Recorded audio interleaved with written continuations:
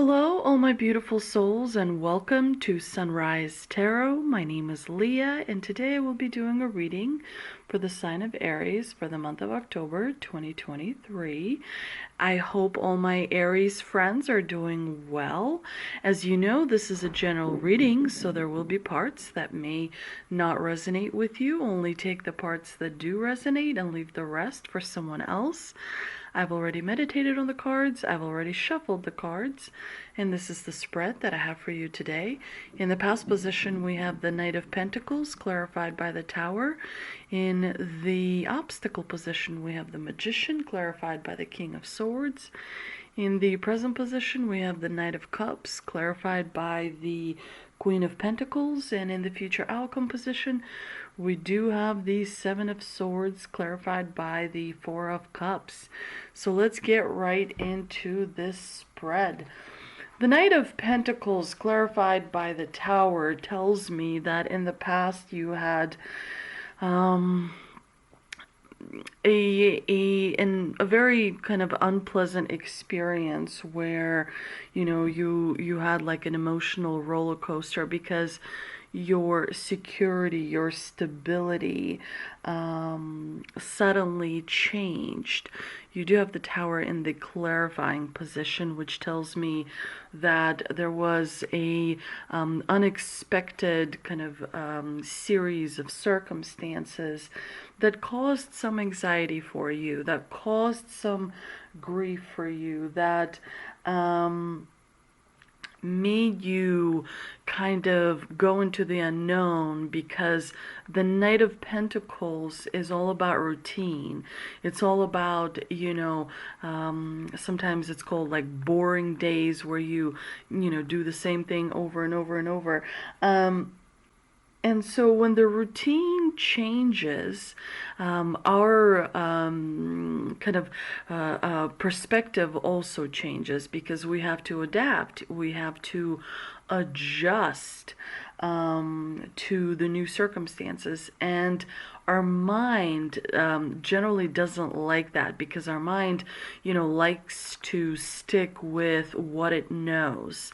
Having to do something new forces our mind to kind of overhaul everything, which can be at times overwhelming for people. So the great thing is that this combination is actually behind you, but you may still be feeling effects of it. And also, with changes come new opportunities, come new possibilities. Generally, the universe will use these sudden changes because you have to be recalibrated. Like, you don't generally learn when you do the same thing over and over and over and over. You sort of stop learning after a while, and you are functioning on the autopilot, right? You're living the same day over and over. It's called Groundhog Day, right? Like the movie with Bill Murray. And so a lot of times people's lives turn into a Groundhog Day where, they are in the same place doing the same thing. And so, it's generally viewed as a gift from the universe when the universe kind of throws a spam into the works and changes your routine. And generally with the Tower, it comes unexpected. And so the mind needs some time to adjust.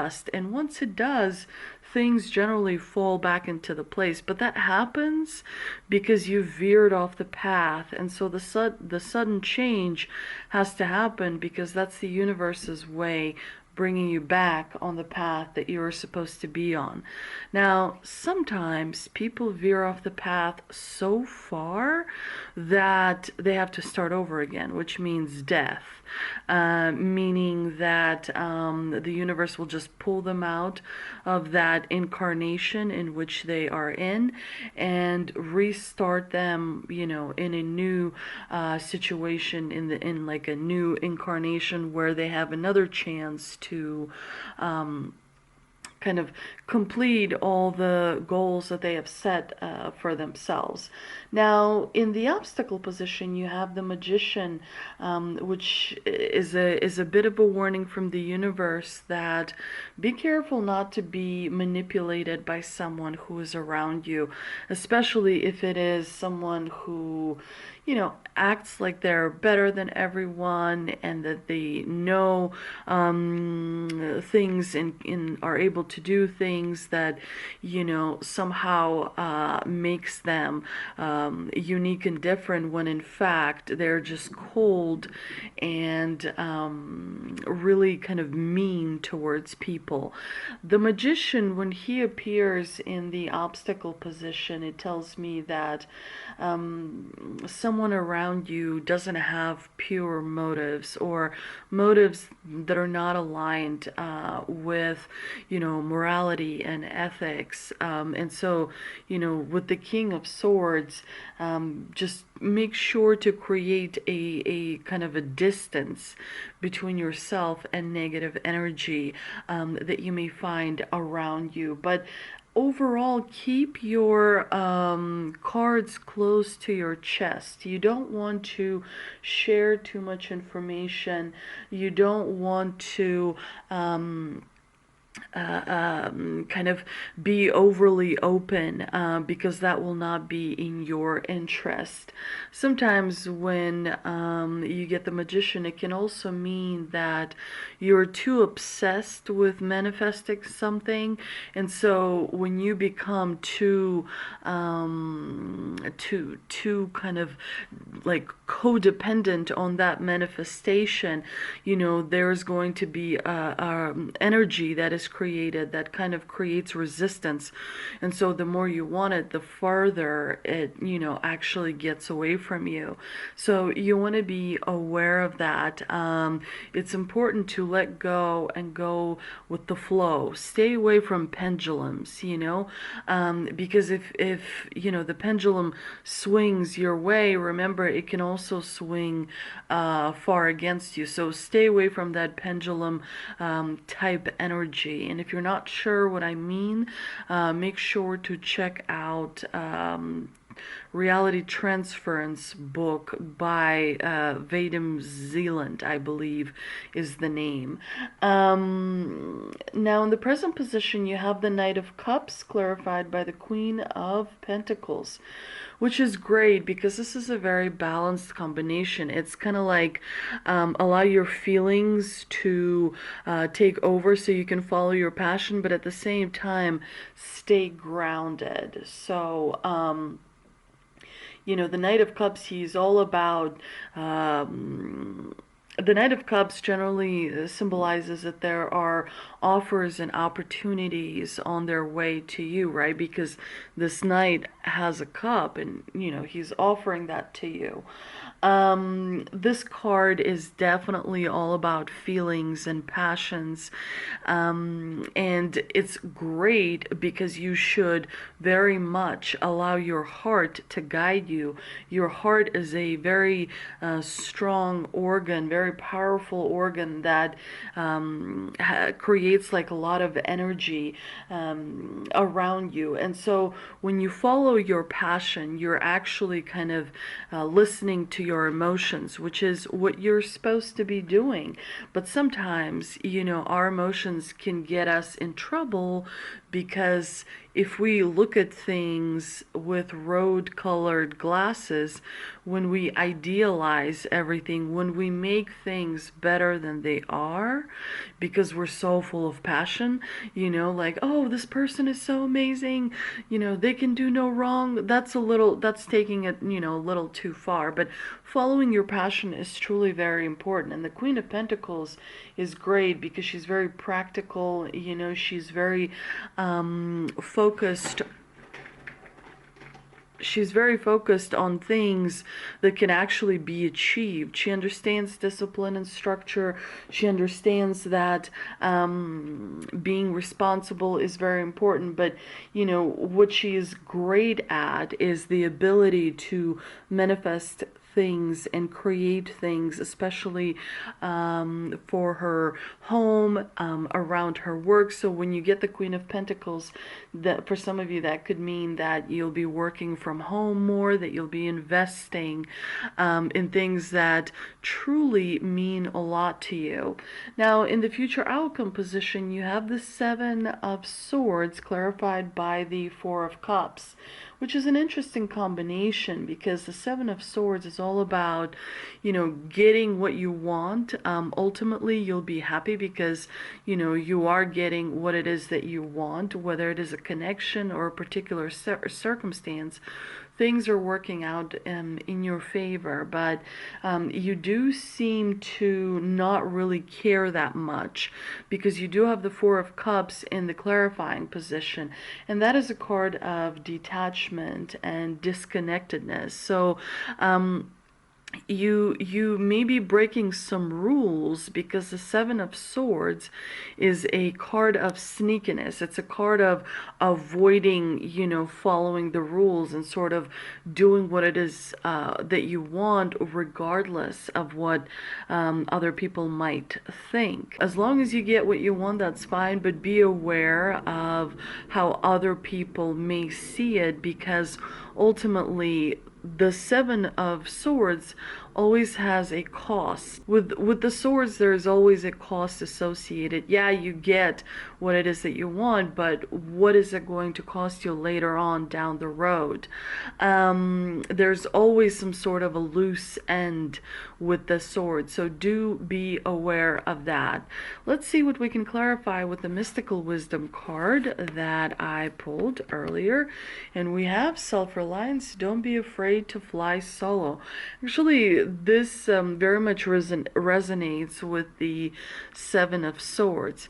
Definitely depend on yourself. Make sure that you have a strong inner voice. Make sure that you have a strong core as well, because the answers to all of your questions come from the inside. No one knows you better than you, so it's important to make sure that your intuition is developed. Intuition generally is kind of peaceful. Ego creates that tension, that push and pull energy, that uneasiness, if you will. So make sure to follow your intuition. Make sure to try and be as self-reliant as you can. That means, reading things so you have knowledge. That means trying things so you have experience. That means, pushing yourself hard so that you have achievements as well. Self-reliance is very important, because if you are strong, you can inspire others to be strong, and together you are really, really powerful. Let's see what we can clarify with an energy oracle card, and that is Door to Spirit. That card actually fell out when I was shuffling the cards. I've had a headache and I'm not really feeling that great, so I apologize if I'm, talking kind of slow. But yeah, Door to Spirit is a great card. This door opens onto truly unlimited potential for the changes that happen. Reach deep into the core of your being. As such, this card often heralds your increasing powers in the spiritual arts and a deepening connection with the spirit world. Don't be surprised if you find yourself becoming more intuitive, more aware of spirit's presence, or more powerful in your own healing practices. Now's the time to open up. The unexpected guidance is coming through. Do remember that the month of October is the time of the year where the veil is thin between our world and the divine world. So there are going to be messages coming through. There are going to be signs coming through from your team, from your ancestors, from your angels, from your spirit guides. So, expect to see different synchronicities. Expect to also have dreams that are very vivid, that you kind of wake up. I always write down as soon as I wake up. Sometimes I remember like conversations. I'll write down words that I remember, but it's important, and I always will check. If I saw a particular animal in my dream, I'll always sort of check, oh, what does this animal mean? Or, when this happens, what does that mean? Because again, when you are sleeping, your soul is just flying about, right? It's doing its business because, it gets bored just sitting by the body. So the soul is doing all kinds of stuff. And then when you wake up, and the soul obviously comes back.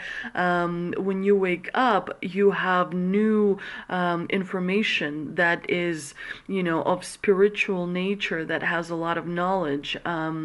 And so it's important to really develop your intuition, because that way you'll be able to kind of plug into that spiritual knowledge. But the month of October is definitely a special month. Make sure to do rituals, make sure to stare at a candle, make sure to energize your water in the moonlight.